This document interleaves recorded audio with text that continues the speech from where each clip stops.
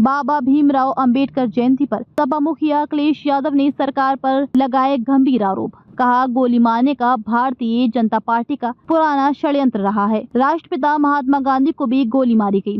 ये वो लोग हैं जो हिंसा पसंद करते हैं। बाबा साहब ने भेदभाव झेला, उनको अपमानित किया जाता है। पीडीए से नकारात्मक ताकतों को जवाब देना होगा। वही लोग हैं जो बाबा साहब भीमराव अम्बेडकर जी के नहीं मानते लोग हैं। ये बाबा साहब भीमराव अम्बेडकर जी को ना मानने वाले लोग हैं। ये वही लोग हैं जो संविधान को नहीं मानते। ये वही लोग हैं जो लोकतंत्र को नहीं मानते हैं। और समय समय पर बाबा साहब की प्रतिमा पर इसी तरह का इन लोगों ने काम किया। ये तमाम वो प्रभुत्ववादी लोग हैं। ये तमाम वो लोग हैं जिन्होंने सदियों से शोषण किया है, सदियों से वंचित लोगों को अपमान किया है। ये समय समय पर बाबा साहब भीमराव अम्बेडकर जी का अपमान कर करके ये संदेश देने का काम करते हैं समाज में कि अगर हम ताकतवर हो जाएंगे तो इसी तरह आपको अपमानित करेंगे।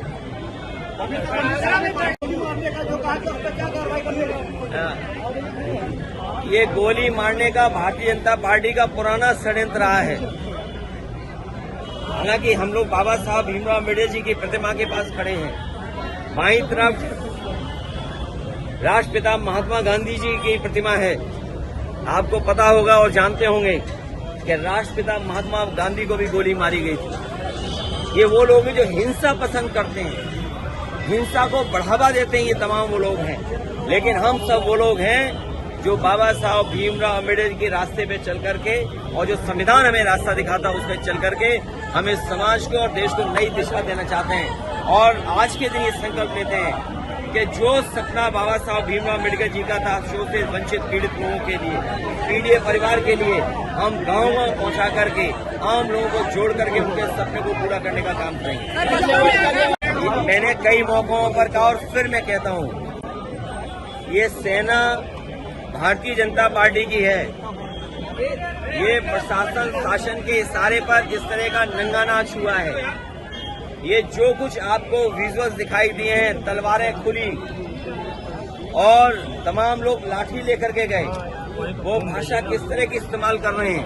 क्या आप कल्पना कर सकते हैं कि जान मारने की धमकी दे रहे हो, जान लेने की धमकी दे रहे हो? कि आपकी जान ले लेने और संविधान और कानून पर चलने वाले लोग क्या कर रहे हैं? आखिरकार जिम्मेदारी किसकी है कि अगर कोई किसी को मारने की धमकी दे रहा है तो ये जिम्मेदारी किसकी बनती है कि कार्रवाई हो? और आप कल्पना कीजिए कि जहर कितना घोला इन्होंने कि एक सामान्य परिवार के लोग जो कारोबार में भी बहुत सामान्य हैं, उनके अंदर इतना जहर घोल दिया कि वो तलवार लेकर के निकल पड़े कि जान ले लेंगे। संविधान ये हमें रास्ता दिखाता है कि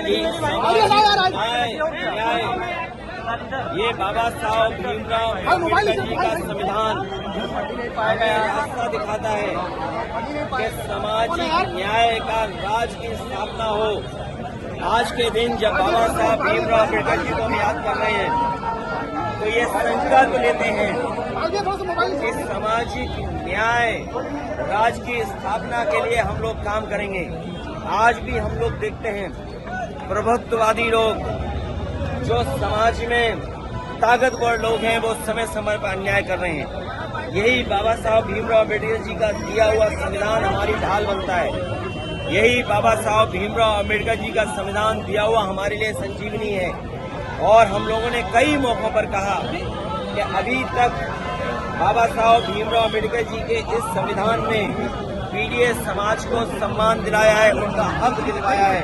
आने वाले समय में हम पीडीए परिवार के लोग मिलकर के बाबा साहब भीमराव अम्बेडकर जी का संविधान को बचाने का काम करेंगे।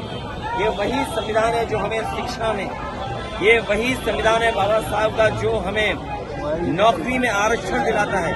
अगर शिक्षा से हमें वंचित किया जाता है, आरक्षण से हमें दूर किया जाता है, तो सच्चाई ये है कि ये सरकारें बाबा साहब भीमराव अम्बेडकर के रास्ते पे नहीं चल रहे हैं। आज के दिन उन्हें याद करते हुए हम संकल्प लेते हैं कि बाबा साहब भीमराव अम्बेडकर जी का सपना हम लोग गांव-गांव पहुंचा करके बहुजन समाज और पीड़ित समाज के परिवार के लोगों को जोड़ करके आगे बढ़ने का काम करेंगे।